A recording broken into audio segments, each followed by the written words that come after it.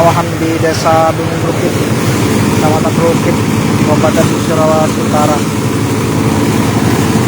Jadi petang ini Tribuners kita melihat ini proses perontokan padi menggunakan mesin rontok.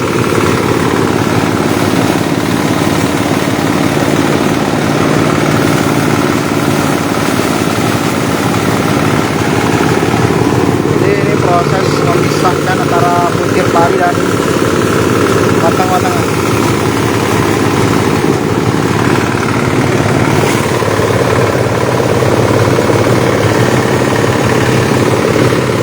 Sejumlah petani di Desa Bingung Rukit, Kecamatan Rukit, beberapa sudah panen.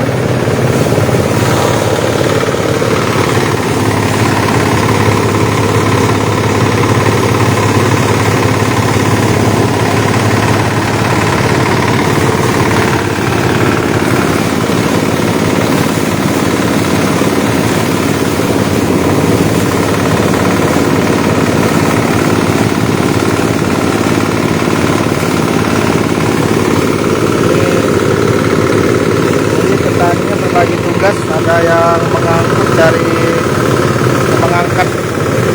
tadi yang sudah dipanen, ada juga yang mengoperasikan mesinnya. Di sana juga ada ibu-ibunya memisahkan batang padi yang sudah dirontok.